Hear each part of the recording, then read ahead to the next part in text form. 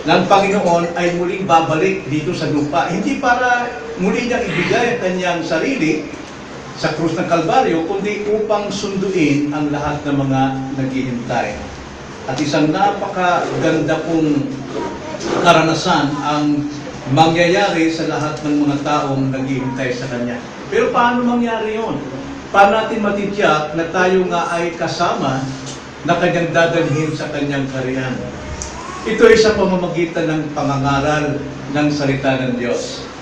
Gaya nga ng sinabi ni Brother Eric kanina, na napakalaga po ang ating pong panambahan dahil dito nagsasalita ang Diyos sa pamamagitan ng pangangaral ng salita ng Panginoon upang iligtas ang mananampalataya, ngunit para hatulan din naman ang mga hindi sumasampalataya. Ang ating paksa ngayong gabi, mga kapatid, ay may kaugnayan sa pangangaral. May kaugnayan sa pangangaral. At ating titignan dito ang tema natin na mga paraan ng pangangaral. Mga paraan ng pangangaral. Buksan natin sa Matthew chapter 13, verse 53 to 58.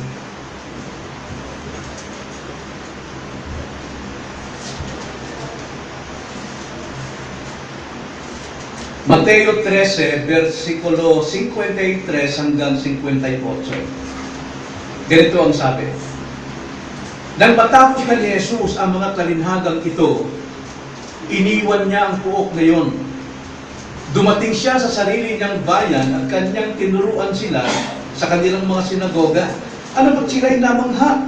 At nagsabi, saan kumuha ang taong ito ng ganitong karunungan at ng ganitong mga gawang makapangyarihan? Hindi ba ito ang anak ng karpentero? Hindi ba ang kanyang ina ay tinatawag na Maria? At ang kanyang mga kapatid ay sina Santiago, Jose, Simon at Judas? Hindi ba't kasama natin ang lahat ng kanyang mga kapatid na babae? Saan kinuha ng tao ito ang lahat ng mga bagay na ito? At natisod sila sa kanya. Ngunit sinabi sa kanila ni Jesus, ang isang propeta ay di nawawala ng karangalan maliban sa kanyang sariling bayan at sambahayan. At hindi siya gumawa roon ng maraming gawang makapangyarihan dahil sa kawalan nila ng pananampalataya. Ito ang salita ng Panginoon, tayo po'y manalangin.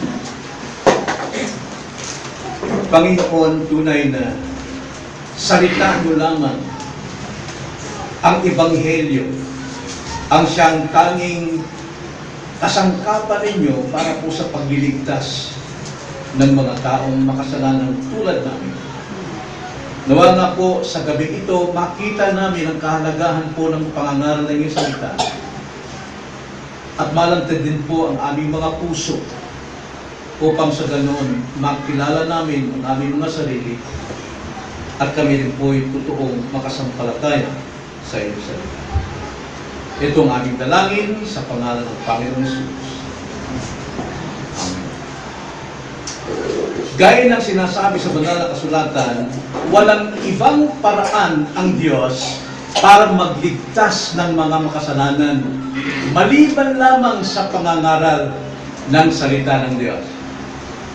Sa buong daigdig nito, may kanya-kanya silang paniniwala ng kaligtasan, may iba't ibang paraan ng kaligtasan, ngunit ang Biblia nagsasabi na tanging sa pangangaral lamang ginamit ng Diyos para sa ikaliligtas ng sino mang sumampalataya. Sapagkat, Roma 1:16, ang sabi,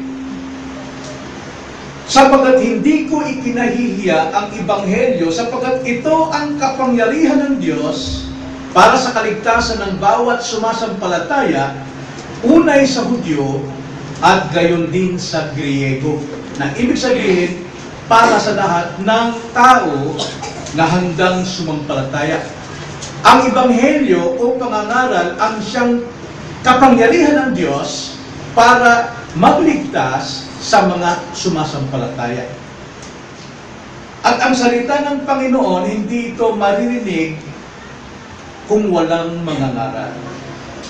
Kaya nga ang sabi sa 1 Corinthians 1:21, sa mga taong naniniwala na sa magitan ng kaalaman sila'y maliligtas at ibang paraan. Pero ang sabi dito ni Pablo, 1 Corinthians 1:21, sapagkat yaman sa karunungan ng Diyos ay hindi nakilala ng sanlibutan ng Diyos sa pamamagitan ng karunungan nito, ay kinalugdan ng Diyos na iligtas ang mga sumasampalataya sa pamamagitan ng kahangalan ng pangangaral.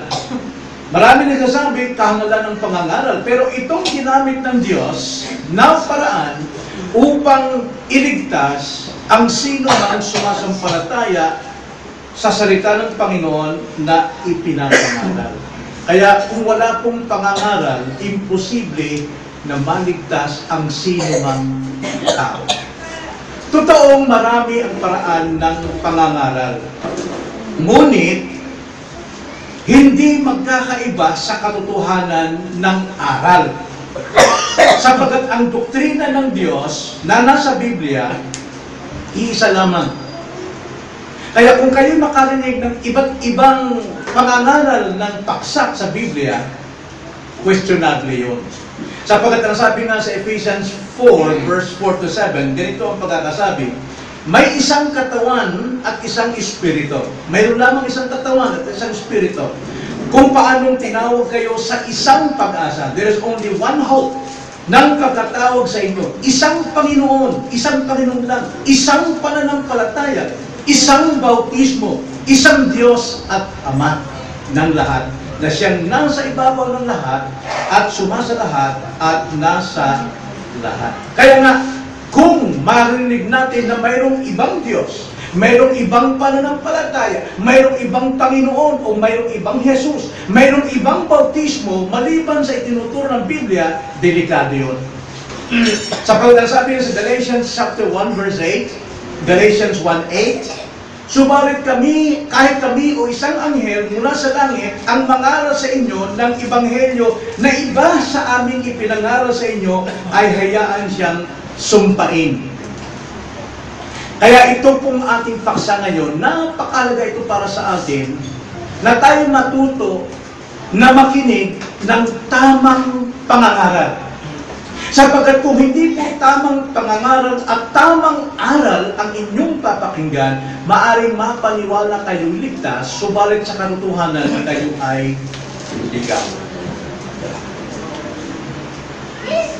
Si Jesus, mayroon siyang iba't ibang paraan ng pangangaral. Pero isang pananampalataya, isang Panginoon, isang pag-asa, isang pag-ibig, isang bautismo ang kanyang itinuturo.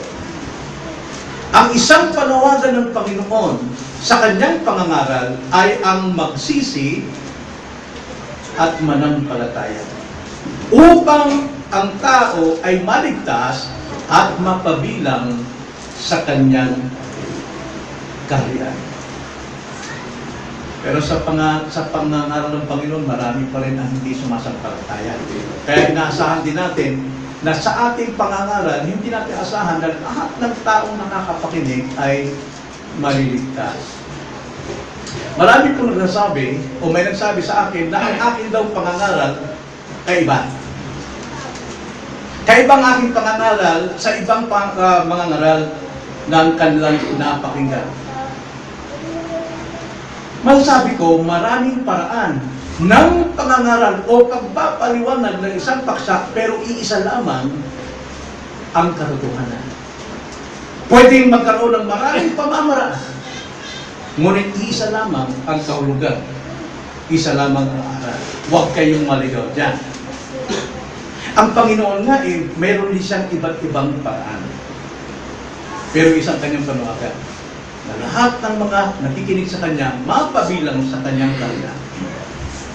Now, may iba't ibang pangangaral si Jesus upang ilantad ang mga walang pananampalataya at upang iligtas ang mga may pananampalataya.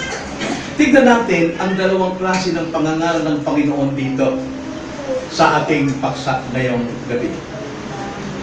Mas dali nyo ang sabi sa Matthew 13:53.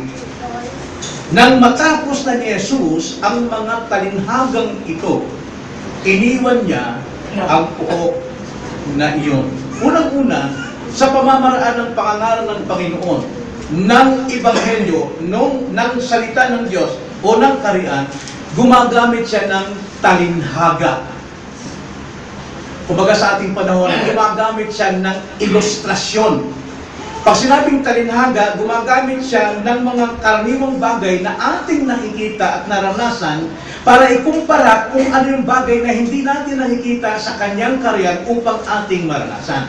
Kaya yun po ang talinhaga o ilustrasyon. Now, bakit sa paraang talinhaga nagtuturo ang Panginoon? Na alam natin, itong nakaraan na pag-aaral natin, panitalinhaga ating tinuturo. Bakit po? Para malaman natin kung ano yung kaharian ng Diyos. At tayong lahat ay inayahang makapasok doon. Sa mga tuwid, ang talinhaga ay nag-aanyaya sa atin na tayo mapabilang sa kanyang kaharian. Now, bakit po sa talinhaga natuturo ang Panginoon? Well, ang Panginoon din ang nagsabi, bakit gumagamit siya ng talinhaga?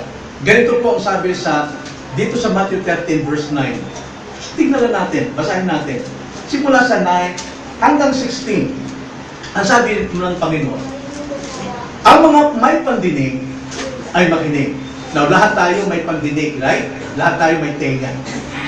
At lumapit ang kanyang, matapos siyang magturo ng mga talinhaga rito, yung mga asik, yung mga iba, yung mga asik dito. At lumapit ang mga alagad sa kanya sa verse 10. At sinabi nila sa kanya, bakit ka nagsasalita sa kanila sa pagitan ng mga talinhaga? Pansinin ninyo, ang sabi ng mga alagad, bakit ka nagsasalita sa kanila ng mga talinhaga? Dahil ang Panginoon ay nagsasalita ng talinhaga, hindi lamang sa kanila, kundi pati sa mga alagad. Pero bakit sinabi ng mga alagad yun? Bakit ka nagsasalita ng talinhaga sa kanila? Alam mo bakit? Dahil yung mga alagad, para sa kanila, yung talinhaga, very simple na aral. Kitang-kita nila ang meaning. Kitang-kita nila ang leksyon. Pero sa labas, naguguluhan sila sa talinhaga. Verse 11. Sumagot siya at sinabi sa kanila, sapagkat sa inyo, ipinagkaloob na malaman ang mga hiwaga ng kaharian ng langit. Ibig sabihin, napakadali nung unawain ito. Dahil kayo'y nananabik sa aral sa pamagitan ng talinhaga. Ngunit, ang sabi nito, hindi ipinagkaloob sa kanila. Ano pong mapansin natin? Gumagamit ang Panginoon ng talinhaga upang yung mayroong hangarin na malaman ng kaharian ng Diyos, maunawaan nila. Pero yung mga walang hangarin na maunawaan ang kaharian ng Diyos, sarado para sa kanila. Paghahatol yun. Kaya hindi lahat na nakikinig ay mayroong bukas na puso. Kaya masabi natin, tagal-tagal na nakikinig, pero hindi pa rin naiintindihan.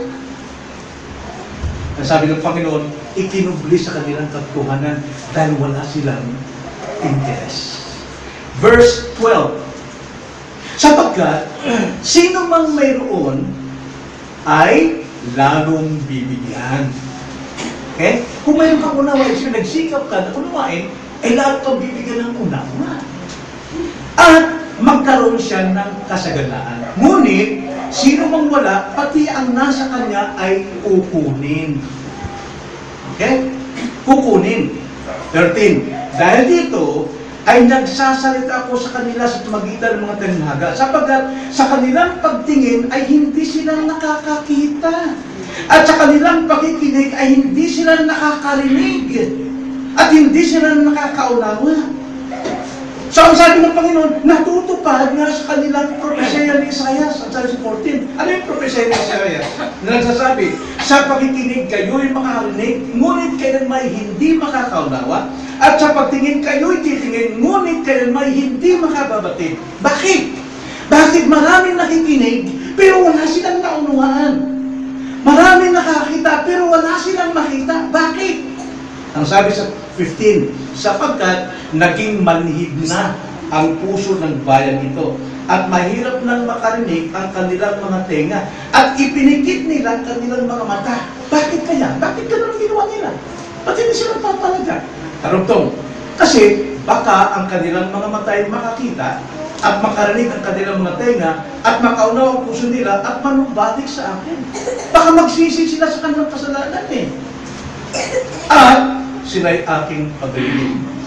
Sapagkat sino man nakaunawa at magsisi ng kanyang kasalanan kapag siya ay kinakausap sa salita ng Panginoon, magsisisi siya.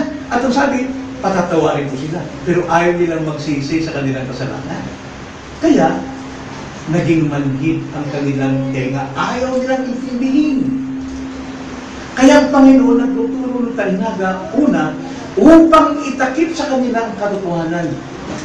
Pero doon sa mga naghangad, buksan pa at dagdagan ang kanilang katangan. Kaya sabi sa verse 16, ngunit mapapalad ang inyong mga mata, sapagkat ang mga ito'y nakakakita. So mapalad yung mga alagad. Sino mo ang sabi ng alagad? Panginoon, bakit ka nagtuturo sa kanila sa talinhaga? Sa kanila. Kasi sa kanila napakalinaw. Kasi ang puso nila handang tumanggap at maniwala sa pangangaral ng Panginoon. Kaya layunin dito talaga ang talinhaga para manabik yung mga may pananampalataya at para pagsarhan ng unawa ang mga wala pananampalataya. Kaya sabi dyan, pagkatapos nito, nung siya'y mga aral ng talinhaga, umalis ang Panginoon. Ang sabi sa 53, umalis ang Panginoon sa kanila. Upang ang Panginoon ay magpunta sa kanyang sariling bayan. At anong pangangaral ang kanyang gagawin doon? Ikalawa, paano pangangaral gagawin ng Panginoon doon? Mangangaral ng Panginoon dito ng karunungan at kapangyarihan. Tingnan nyo, sabi sa 54 to 56. Dumating siya sa sarili niyang bayan at kanyang tinuruan sila sa kanilang sinagoga. Ano ba't namangha at nagsabi, saan kumuha ang tao ito ng ganitong karunungan at ng ganitong mga gawang makapangyarihan? Hindi ba ito ang anak ng karpentero? Hindi ba ang kanyang ina ay tinatawag na Maria? At ang kanyang mga kapatid ay sina Santiago, Jose, Simon at Judas? Hindi ba kasama natin ng lahat ng kanyang mga kapatid na babae? Saan kumuha o saan kinuha ng tao ito ang lahat ng mga bagay na ito? Ano mapapansin ninyo?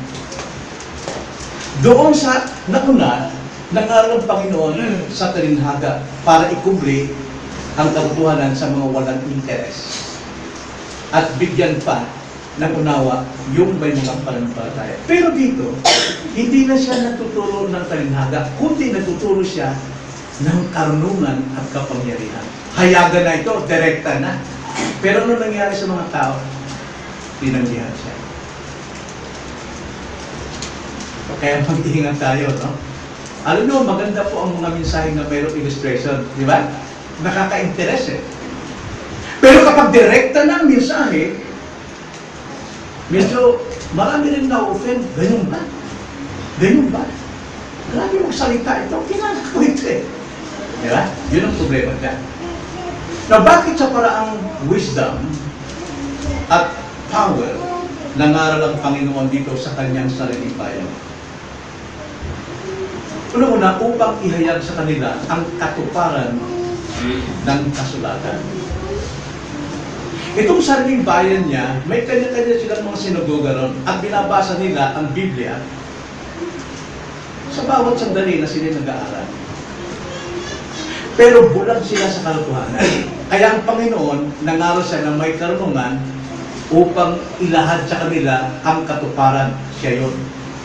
Naparito siya para ihayag ang katuparan na siya na ito na ipinapangaral o nakasulat sa banal na kasulatan.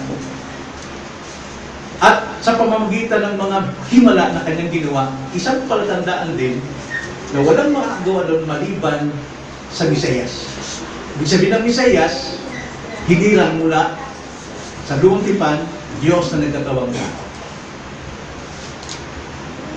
Mas mabigat yun. Di ba? Nakita mo ng kalokohanan, kilala mo na kung si Jesus, pero hindi mo sinasampalataya. Yun ang layunin. Pero ano nang nangyari sa mga tao? Namangha sila, sabi sa 54. Dumating siya sa sarili niyang bayan at kanilang tinuruan sila sa kanilang sinagoga. Ano ba't namangha? Namangha silang lahat. Sa English po yan eh, labis na nagtataka. Astonished, di ba? Labis na nagtataka, pero sa Griego, napakaganda pong tignan. Napakaganda pong bigyan ng picture, yung salitang namangha, sa Griego po, ay pinatumba ng malakas na suntok. Yun ang ibig sabihin sa Griego. Pinatumba siya sa magitan ng lakas na suntok. Yung pagkamangha nila.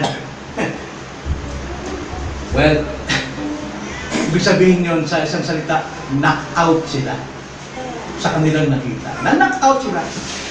Hindi sila bumagsak dahil sa paghanga kay Jesus. Ito na ang Mesiyas.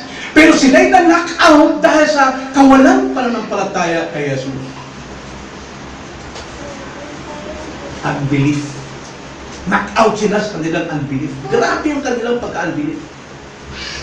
Kaya ang Panginoon ay nangaral ng may karunungan at may kapangyarihan upang ilantad ang kanilang direkta at sadyaang walang pananampalataya. Unbelief. Unang-una, tingnan nyo ang kanilang unbelief. Ang sabi dito sa verse 54b, namangha, ang sabi na, ano pa sila namangha? At nagsabi, saan kumuha ang taong ito ng ganitong karunungan? At ng ganitong mga gawang makapangyarihan? Ano mo na ginawa ito? Kino-question nila ang kakayanan ng Panginoong makakaranas. Minsan din sa mga iglesia ngayon, kino-question yung kakayanan ng mga ngaral, hindi nila tinitignan kung ano yung mensaheng pinapangaral. Kilala natin itong tao ito eh. Kilala natin siya. Saan kumuha ng wisdom ito? Tingnan yung pagkakasabi ni Lucas sa kanyang sulat. The same context. Luke chapter 4 verse 14. Ang sabi ito, bumalik si Jesus sa Galilea na nasa kapangyarihan ng Espiritu. Nasa kapangyarihan ng Espiritu at kumalat ang balita tungkol sa kanya sa palibot ng buong lupain. Nagturo siya sa kanilang mga sinagoga at pinuri ng lahat. Ang sabi ng pinuri. Pero ang sabi ng kay Mateo, namangha, knock-out sila. Nagturo siya roon at pinuri siya. Dumating siya sa Nazaret na kanyang nilakhan. Siya'y pumasok sa sinagoga ng araw ng Sabat tulad ng kanyang nakaugalian at umindig siya upang bumasa. Bumasa rito. Alam natin, ang sabi sa verse 18, nung masahin ni Panginoon yung isang sipi sa lumang tipan. Ang sabi nito sa Isaiah, siya binasa, ang Espiritu ng Panginoon ay nasa akin, sapagkat ako'y hinilang niya upang ipangaral ang magandang balita sa mga ako'y sinugo niya upang ipahayag ang paglaya sa mga bitag at ang muling pagkakaroon ng paningin sa mga bulag upang palayain ang mga naapi, upang ipahayag ang taon ng biyaya mula sa Panginoon. Isinara niya ang aklat, isinauli ito sa tagapaglingkod at naupo, at ang mga mata ng mga lahat ng nasa sinagoga ay nakatutok. At siya nagsimulang magsabi sa kanila, ngayoy naganap ang kasulatan ito sa iyong pagdinig. Lahat ng kanilang binabasa tungkol sa Mesiyas, itong mga taong ito, ang sabi ng Panginoon, ako yun. Ako yung katotohanan. Pero, na-knock out sila doon eh. Hindi sila makapaniwala. Hindi sila makapaniwala. Ano pag sinabing wisdom? Sa Griego ay Sophia. Magandang pangalan sa anak babae, Sophia. Wisdom. Yung Sophia, ibig sabihin, yung karunungan yan ay hindi bunga ng trial and error. Kaya sa atin ngayon, matatanda, kadalasan pag may uba na, minsan makinig ka sa payo niya kasi puno siya ng karunungan. Ibig sabihin, marami siyang karanasan na maaari mong matutunan. Pero ang Biblia, hindi na kailangang mag-trial and error. Sapagkat sa Biblia, ito ay karunungan na mismo. Si Kristo ang karunungan. At ang sino ang sumasampalataya kay Kristo, siya yung karunungan na tataglay ng sino mang sumasampalataya. Kaya napakalaga po ang Sophia mula sa banal na kasulatan. Tulad ni Ezra, kung ating titignan si Ezra sa Nehemiah 8, verse 1, paano nila nilarespeto ang Sophia na nasa banal na kasulatan o ang banal na kasulatan? Nehemiah chapter 8, verse 1. Ating basahin lang sandali, no? Napakalaga ito para sa atin. At ito hindi na nagagawa ngayon ng maraming Kristiyano sa iglesia. Ganito ang sabi sa verse 1. Ang buong bayan ay nagtipo-tipo na parang isang tao sa liwasang bayan na nasa harapan ng pintuang tubig. Kanilang sinabi kay Ezra na eskriba. Eskriba, ibig sabihin, tagapagpaliwanag ng banal o ng kautusan. Eskriba, nagdalhin ng aklat ng kautusan ni Moises na ibinigay ng Panginoon sa Israel. Dinala ng paring si Ezra ang aklat ng kautusan sa harapan ng kapulungan ng mga lalaki at mga babae at lahat na makarinig na may pag-unawa ng unang araw na ikapitong buwan. So kasama rito, babae, lalaki, matanda at bata na nakakaunawa. Verse 3. Siya'y pumasag mula roon sa harapan ng liwasan na nasa harapan ng pintong tubig mula sa madaling araw hanggang sa katanghalian tapat sa harapan ng mga lalaki at mga babae at ng mga nakakaunawa. Scripture reading yun, mga kapatid. Mula madaling araw hanggang tanghaling tapat. Gagawa pa natin yan. At ang mga pandinig ng buong bayan ay nakatuon sa pakikinig sa aklat ng kautusan. Now, context dito, itong mga taong ito mula sa pagkalipin sa Babylonia.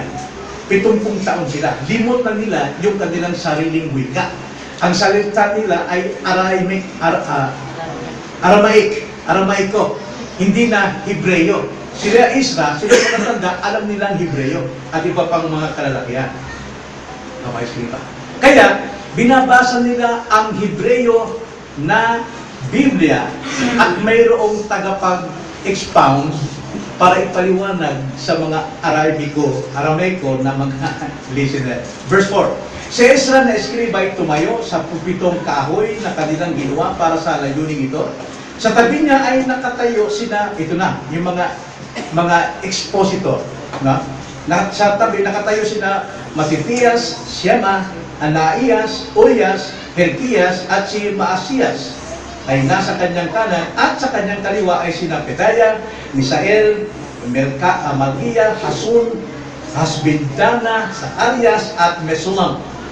Binuksan ni Ezra ang aklat sa paningin ng buong bayan sapagkat siya nasa itaas ng buong bayan. Kasi may taas yung pulpito. No?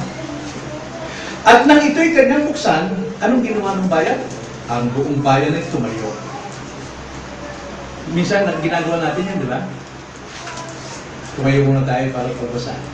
Okay. Tumayo!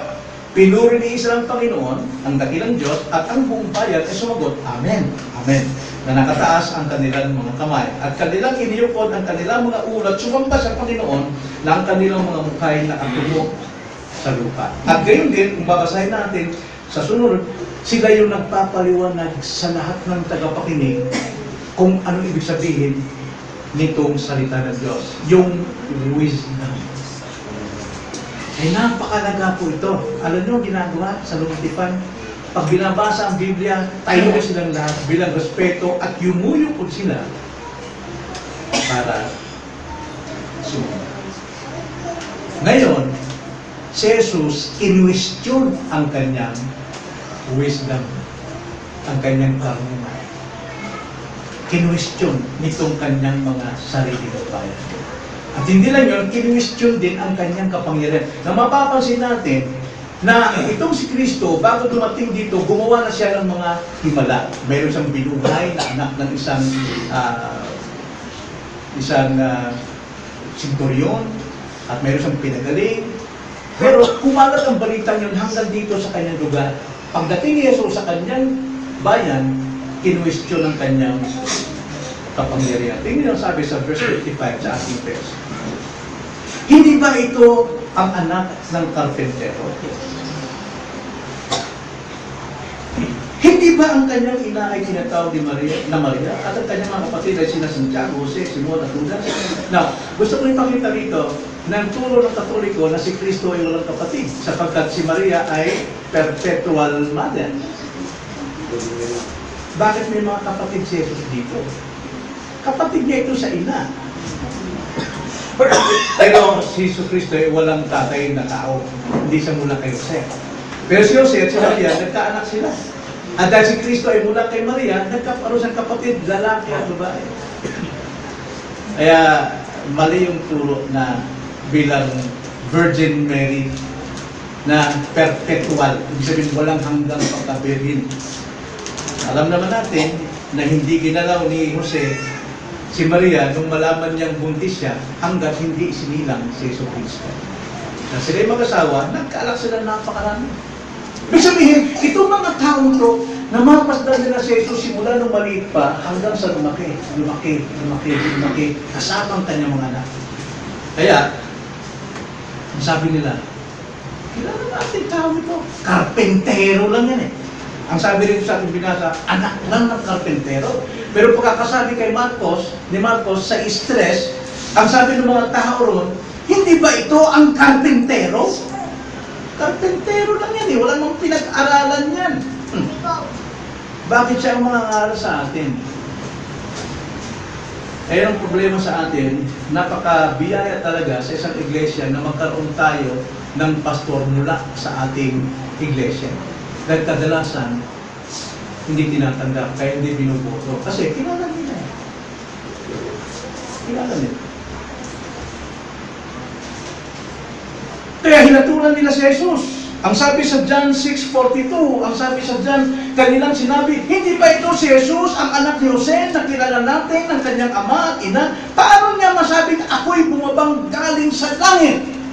Now, hindi nagsabi ang Panginoon, ako'y galing sa langit, pero yung kanyang ginagawa na pagpapagaling, pagbangon ng mga patay, walang makagawa doon maliban sa isang Diyos na bumaba sa kanilang kalagitnaan. Pero sila nag-conclude, anong karapatan na magsabi na ito'y mula sa Diyos? Di ba sabi ni Nicodemo, chapter 3, verse 1, nakita namin ang iyong mga gawa na hindi magagawa ng sino man maliban na siya ay mula sa langit. Pero minaliit nila. Posible yan. Bakit? Eh, lumaki kasama natin yan. Kumakain yan ng ano. Pagkain niya, may hirap lang. Karpentero lang yan. Samantalang kami, nandiyan kami palagi sa templo, ang aming teacher, ang aming mga guro, ang aming tagapagturo, mga may pinag-aralan, tapos, mga scribes, Pharisees. Kaya, minaliit nila si Kristo dahil ikinumpara nila sa kanilang mga eskriba. Sino yung sabi sa Matthew 7:29? Noong maraming namangha sa kanyang turo, ang konklusyon nila ganito. Sapagat nagturo siya sa kanila na tulad sa may autoridad at hindi gaya ng kanilang mga eskriba. Kaya baro magturo si Christ. Bakit po? Sapagat si Christ, hayagang sinasabi, ako yung katuparan ng kasulatan. At ang aking mga gawa ay hindi gawa sa aking sarili, kundi gawa na nagsugo sa akin. Hindi na matanggap yun. Kasi hindi ganoon ang pangangaral ng kanilang mga scribes. Sa kanilang mga scribes, ang kanilang scribe, magdali ng mga pangungusap. Talagang theological talaga sila. Pero walang mensahe sa puso ng bawat isa. Walang conviction ng kanilang kasalanan. Samantalang si Kristo, hayagan. Matthew 23, ang sabi niya, kayong mga ulupong, ganun ang pangangalan ni Christ. Kayong mga hipokrito, kayong mga mapagkunwari na kayo naghahanap ng inyong makukonvert para maging doble pa sa inyo. Ganun si Christ kung mag-preach. Kaya, nangaral ang Panginoon ng wisdom and power para ilantad ang pagkukunwari ng mga tagapakinig at upang patibayin ang pananampalataya noong mga sumasampalataya. Kaya nga, hindi siya pinaralan sa kanyang sariling bayan. Hindi ang sabi sa 57. Ang sabi sa 56, di ba't kasama natin ang lahat ng kanyang mga kapatid babae? Saan kinuha ng tao ito ang lahat ng mga bagay na ito? at natisod sila sa kanya. Ngunit sinabi ni Jesus sa kanila, ang isang propeta ay hindi nawawalan ng karangalan. Ang isang prophet, ang isang mangangaral, kailanman hindi talaga nawawalan ng karangalan niya sa mga tao. Maliban lang sa sariling bahay at sariling bayan, sa sariling iglesia. Kaya napakahirap po maging pastor for 30 years. Ngayon din ang mga tao na nakikinig morning till afternoon dahil kilala nila kung sino yung pastor. Kilala nila kung ano yung kakayanan ng pastor. Kaya minsan, hindi naniniwala ang iba. Mas gusto nilang mayroong bisita. Kasi ang bisita, napaparangalan sa ibang iglesia. Pero yung kanilang sariling pastor, walang karangalan. Pakita mo sabi ni Jesus Christ, ang isang propeta kailanman hindi mawawalan ng karangalan sa iba. Maliban lang sa kanyang sariling tahanan. Wala talaga. Maraming reklamo. Kinukwestiyon ang kapangyarihan ni Kristo. Kinukwestiyon ang otoridad ni Kristo. Yan ang problema. Well, ang sabi ni Jesus Christ sa Matthew 10:40, ang sabi niya sa kanyang mga alagad, humayo kayo, pangaral ninyo ang Ebanghelyo. At ang sabi niya sa verse 40, Matthew 10, ang tumatanggap sa inyo ay tumatanggap sa akin, at tumatanggap sa akin ay tumatanggap sa nagsugo sa akin. Kaya yung mga tao kung tumatanggap ng aral at hindi tinitignan kung sino ito, kundi ang tinitignan ano yung mensahe. Ang sabi ni Christ, ako yung kanilang tinatanggap at ang nagsugo sa akin.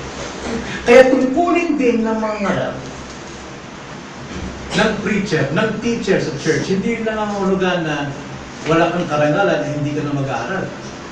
Bahala na kung ituturo. Ayun na siya sa akin ni Dick Ronnie ng kanilang seminar. Imposible yun. Mag-isa mga magulang. Porque parang Kristiyano ka na for so many years, automatic na yun, ang iyong mga anak ay maging Kristiyano rin. Kailangan mag-aral ka rin ng salita ng Diyos. Kasi ano ituturo mo sa anak mo ng moral at spiritual kung ikaw mismo hindi natuturuan sa iyong sarili. So bilang mga ngaral, ang turo sa mga ngaral, 2 Timothy chapter 2 verse 15. Pagsikapan mong humarap na subok sa Diyos, manggagawang walang dapat ikahiya na gumagamit ng wasto sa salita ng katotohanan. Ang pagkakasabi ko sa English nan, ganito. Sa English, ang pagkakasabi, do your best. Sabi roon sa mga pastor, teachers, do your best to present yourself to God as one approved, a worker who has no need to be ashamed, rightly handling the word of truth. Hindi basta-basta mabuha ka lang ng versikulo, i-share mo kung ano yung nasa isipan mo. Kung tawagin yan is imposing what is your idea. Dapat exposing, expository. Dapat ano yung sinasabi. At magagawa lamang yan, ang sabi, if you do your best, no, rightly dividing the word of truth. Pero paano, Brad, ito lang talaga pinag-aralan ko. Grade 6 lang ako. Wala akong pakialam doon.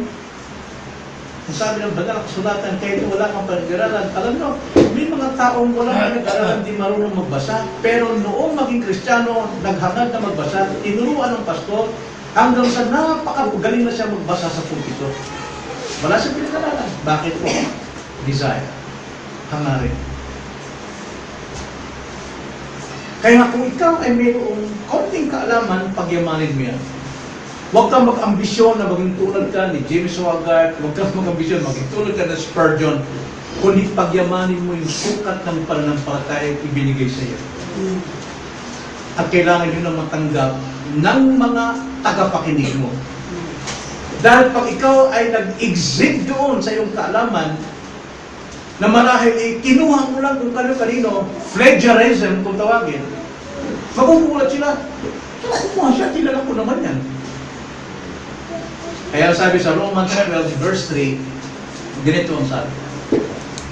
Romans 12 verse 3 to 10. Sapagkat sinasabi ko, sa pamamagitan ng biyaya na ibinigay sa akin, ng bawat isa sa inyo ay huwag mag-isip sa kanyang sarili ng higit kaysa nararapat niyang isipin.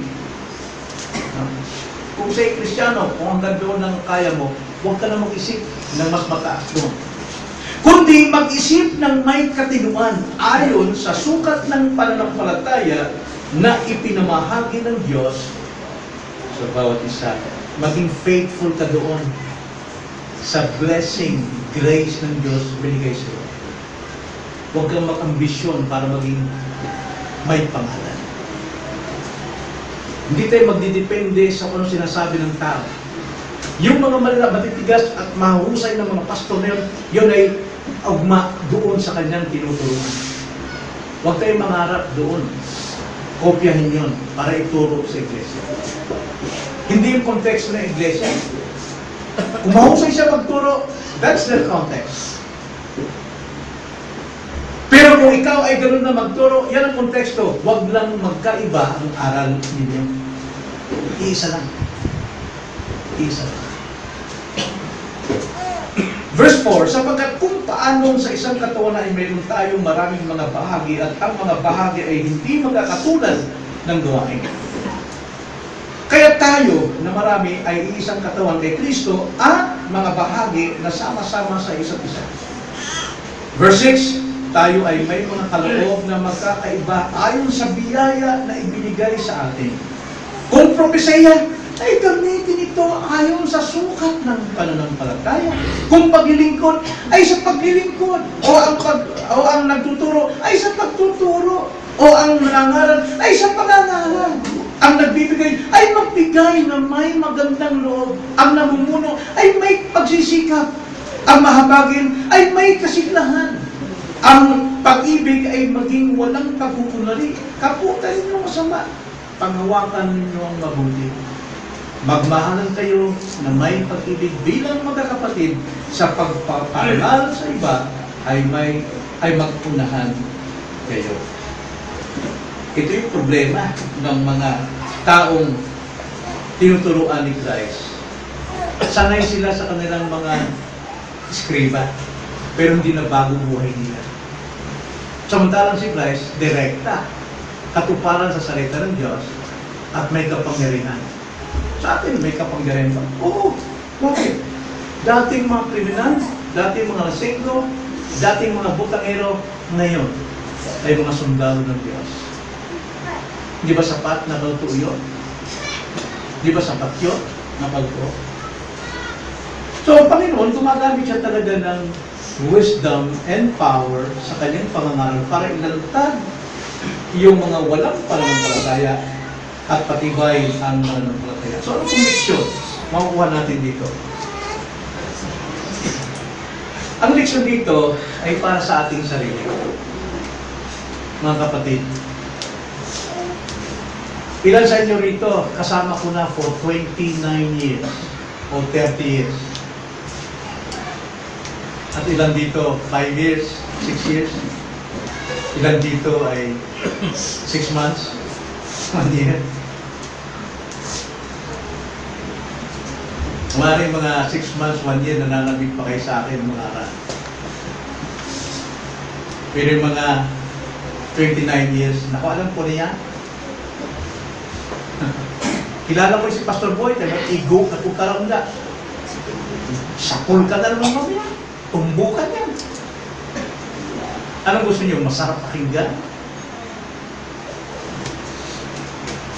Ano gusto mo pakinggan aral? Yung nabibigyan ka ng karunungan sa iyong intellect? Or binubutas at binabarena ang puso mo para magbago ka sa iyong kansa? Kaya ang tanong ko ngayong gabi, paano mo tinatanggap ang pangangaral?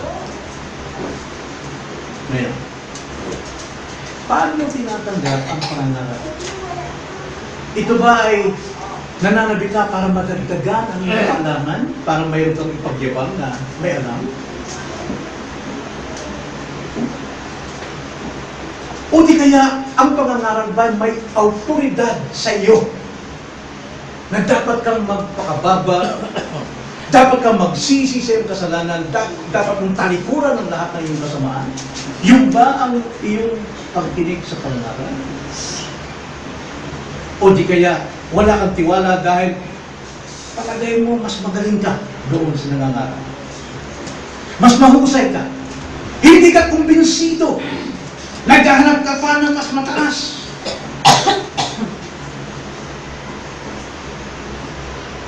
At dahil dyan, binabagsak ka sa iyong expectation, tinutulugan mo na lang. Ganun ba ang pagtanggap niyo sa pangaral? Bakit tayo narito? Pangalawang tanong ko, anong dahilan ng iyong katabangan? Matabang ka pagdating sa preaching. Pagdating sa preaching, pumupwesto ka na pa yumuko. At sarado ng tenga mo at mata. Bakit?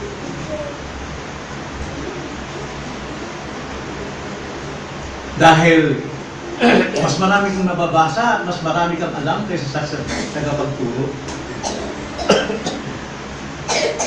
O di kaya puyat ka sa kakapanood na Encantadia. Bawat segment noong Encantadia, chapter by chapter yan eh. Kabisado talaga. Pwede mong i-recite ng buong. Di ba? Now, example lang yun. Hindi rin ko naman sinasabing masama manood niya.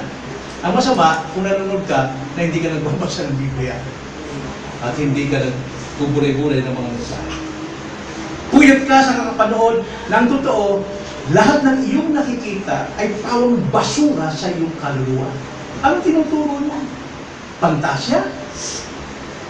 Pero mo pati mineral water, kailangan pang nakahubad yung mga... Nakita mo yun? Pati kape, I like it. Pati kape, ba't kailangan pang, meron pang sexual? Pala'y basura yan sa ating kaluluwa. Sa iyong mga binabasa, Facebook. O di kaya, busy-busy ka sa kalaro ng Pokemon Go. Maraming naluloko dyan.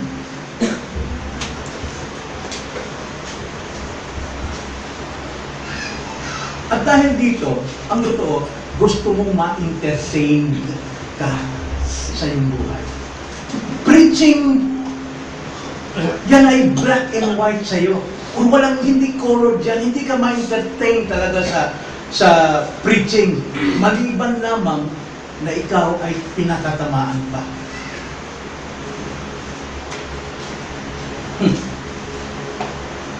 So, anong dahilan ng katabangan mo sa pakikinig ng preaching? Kilala ko naman yan. Kilala ko yan sa magkumuha ng tanda natin, para gusto ko lang makita sa inyo. Kahit itong mensahe natin every Thursday, buwan ang nakaraan para i-prepare ko sa araw na ito. Ngayong susunod na Thursday, buwan na naka-prepare yan at binubulay-bulay ko na rin hanggang sa Thursday. Yung Miyerkules, buwan din. At bawat linggo, binubulay-bulay ko yan hanggang Merkules. Yung Sunday na 3 beses, buwan din yan, binubulay-bulay. Kaya halos ng buhay ko ay nasa salita ng Diyos. Eh, pasensya na kayo pag hindi ko kayo napagbibigyan sa inyong imbitasyon. Kanina pinagbigyan ko kasi dito lang din ako mangangaral. Salamat naman. Pagkatapos katatabangan mo, ang pangangaral, parang walang kwenta. Yuyuko ko na agad ang ulo mo. Pag simula ko palang buksan natin ang Biblia, sabay buko, sabay pikit, na parang walang kwenta. Ano yun na? Bakit? Kanina po, may narinig ko kanina. Naku, nagtampo ka, nagkaka sa akin. Hindi tama ang puso mo. Yun talagang number 1 dun eh. Hindi tama ang puso. Ikatlo, kung anong pabayaan na ganun ang magiging ugali mo o asal mo. Unti-unti ka nang nadadala sa kasalanan. Ang kailangan dyan ay pagsisisi. Sapagat ang Diyos ay magpapatawad. Napakabiyaya ang Panginoon na magpatawad. Ang kailangan na natin, umamin tayo na tayo po ay gumagawa ng kasalanan natin sa